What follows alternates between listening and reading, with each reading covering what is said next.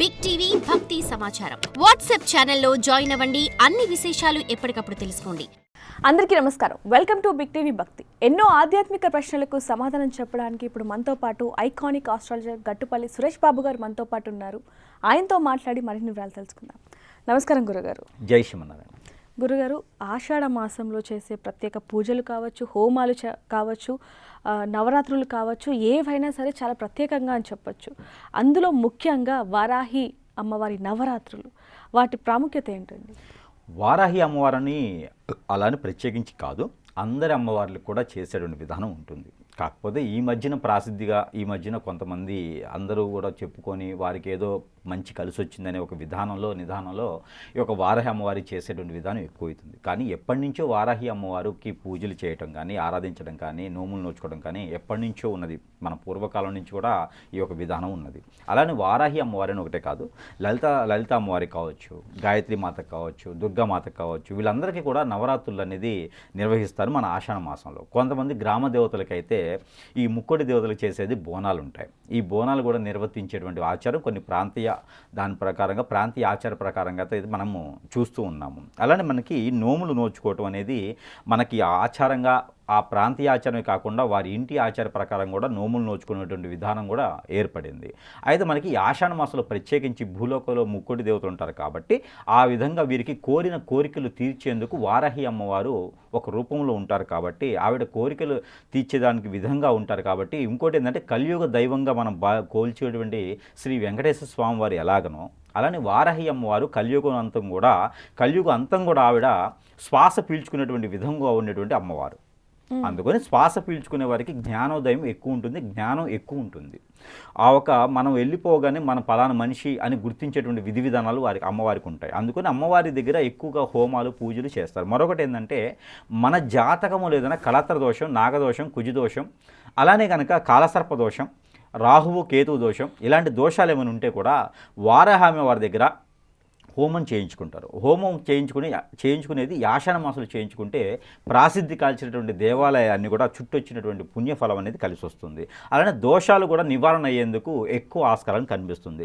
మనం ఎండుమిరపకాయలు, తెల్ల ఆవాలు, జీడిపప్పు, అలానే జీడి గింజలు, గురి గింజలు, అలానే నల్ల నువ్వులు, వీటన్నిటితో కలిపేసి వారాహి అమ్మవారి దగ్గర పూజ చేసేటువంటి విధానం, హోమం చేసేటువంటి ప్రక్రియ ఏర్పడుతుంది. ఇది ఆషాఢ మాసంలో చేసుకోవడం వలన వారికి ఉన్నటువంటి దిష్టిదోషాలన్నీ పోతాయి. మరొకటి ఏంటంటే వారాహి అమ్మవారి దగ్గర ఎలాంటి కోరిక కోరినా కూడా తీరేటువంటి విధానం కులము మతంతో సంబంధం లేకుండా వారాహి అమ్మవారి దగ్గర హోమం చేయించడం ద్వారా వారికి పెళ్ళిళ్ళు కానిటువంటి వారి పెళ్ళిళ్ళు అవుతాయి.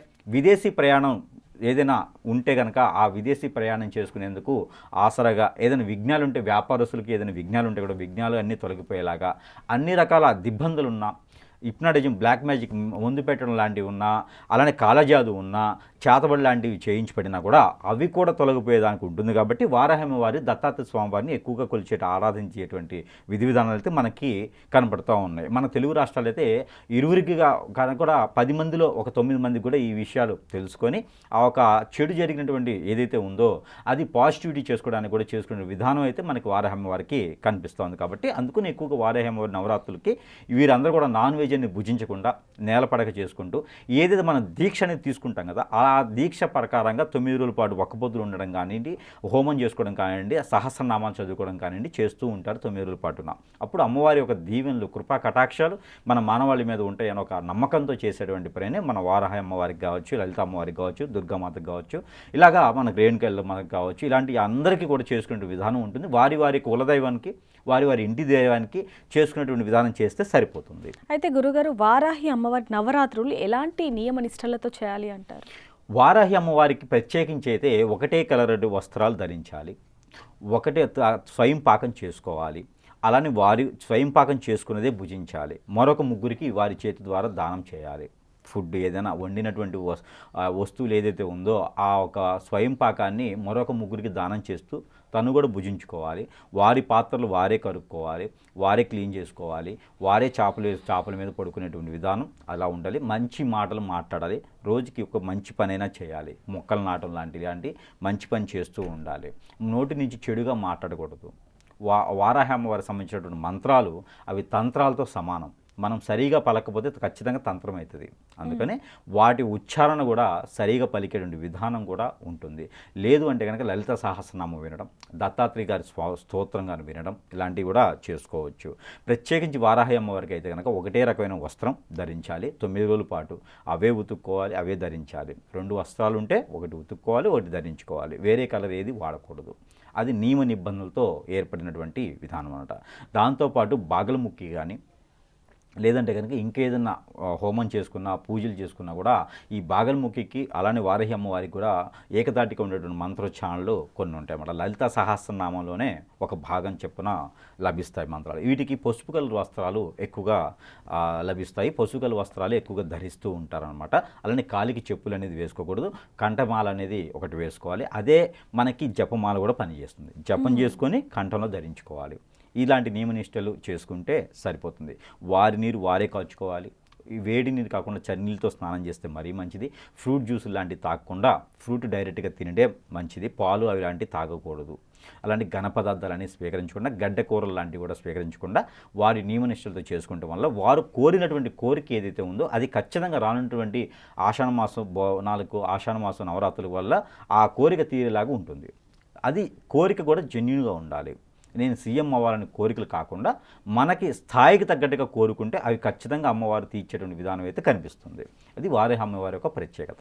అంటే ఎలాంటి పనులు చేయకూడదు అంటూ ఉంటారు. ఎందుకంటే అయ్యప్ప స్వామికి ఉన్న దీక్ష కంటే వారాహి అమ్మవారి దీక్ష చాలా నిష్టగా ఉండాలి అంటున్నారు. కాబట్టి ఎలాంటి పనులు చేయకుండా ఉంటే అతి జాగ్రత్తగా ఉండొచ్చు అంటారు. బ్రహ్మచర్యం పాటించాలి. ముఖ్యంగా బ్రహ్మచర్యం పాటించాలి. వేరే ఇంకా నాన్ వెజ్ భుజించడం కానీ, వాడి జోలు వెళ్ళడం కానీ, నోరు విప్పేసి ఎదుటి వాళ్ళతో చెడు మాట్లాడటం కానీ, అమ్మవారు పరీక్షిస్తారు.